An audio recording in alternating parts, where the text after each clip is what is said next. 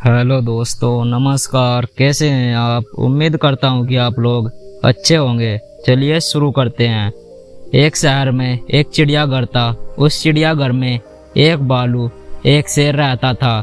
दूर दूर से लोग शेर और भालू को देखने के लिए चिड़ियाघर में आते थे। चिड़ियाघर के मालिक का नाम छोटू था। छोटू बहुत ही लालची स्वभाव का आदमी था। वह चिड़ियाघर में आने वाले हर व्यक्ति से एक्स्ट्रा हिस्सा लेता था, जिससे वह चिड़ियाघर से मोटी कमाई करता था। एक दिन की बात है, भालू बीमार हो गया। छोटू ने भालू का इलाज कराया, किंतु वह भालू को नहीं बचा सका। अब छोटू बहुत परेशान था, क्योंकि भालू के मर जाने के कारण चिड़ियाघर में आने वाले लोगों की संख्या में तेजी से कमी आ रही थी। छोटू ने सोचा कि अगर ऐसा ही चलता रहा तो एक दिन उसका चिड़ियाघर ही बंद हो जाएगा। छोटू ने आसपास के क्षेत्र में दूर दूर से भालू की तलाश की, किंतु चिड़ियाघर के लिए उसे कहीं कोई भालू नहीं मिला। छोटू ने दिन व दिन और अधिक परेशान होने लगा। एक दिन छोटू के दिमाग में एक तरकीब सूझी। छोटू ने रमेश नाम के एक व्यक्ति के पास गया। उसने बोला, रमेश, क्या तुम भालू बनोगे? मैं तुम्हें इसके बदले बहुत सारे पैसे दूंगा। रमेश को छोटू की बात समझ में नहीं आई। रमेश बोला, मैं तो इंसान हूँ, मैं भालू कैसे बन सकता हूँ? रमेश की बात सुनकर छोटू हंसा और हंसते हुए बोला, भाई, तुझे सचमुच भालू नहीं बनना है। तुम्हें तो सिर्फ भालू के कपड़े पहनकर लोगों के सामने भालू जैसा दिखना है और जैसे भालू जैसे व्यवहार करना है। इसके बदले तुम्हें बहुत सारा पैसा दूंगा, जिससे तुम्हारी गरीबी दूर हो जाएगी। पैसे के लालच में रमेश छोटू की बातों पे आ गया और भालू बनने के लिए तैयार हो गया।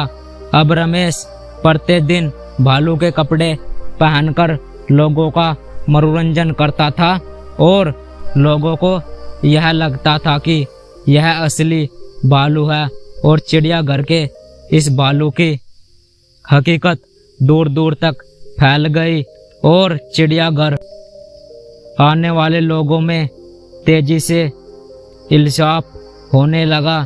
इस प्रकार छोटू और रमेश मिलकर मोटी रकम कमाने लगे। एक दिन भालू शेर के पिंजरे के ऊपर खड़ा होकर लोगों का मनोरंजन कर रहा था। तभी पिंजरे की छत टूट गई और भालू शेर के सामने गिर गया। भालू बने रमेश को लगा कि अब शेर उसे खा जाएगा। डर के कारण रमेश रोने लगा। भालू बने रमेश रो रहा था तो उसके रोने की आवाज बिल्कुल इंसानों की जैसी थी। शेर भालू के पास गया और उसके कान में बोला, रमेश, तुम इस तरह रोगे तो लोगों को समझ में आ जाएगा कि तुम भालू नहीं इंसान हो। शेर को इंसान की तरह बात करते देख रमेश को बड़ा आश्चर्य हुआ, किंतु थोड़ी ही देर में रमेश समझ गया कि जिस तरह वह नकली भालू बना है, उसी तरह यह शेर भी नकली है। शेर और भालू का वार्तालाप चिड़ियाघर में आए लोगों ने सुन लिया और उन्होंने समझ में आ गया कि चिड़ियाघर के लोग उन्हें नकली भालू और शेर दिखाकर उल्लू बना रहे हैं।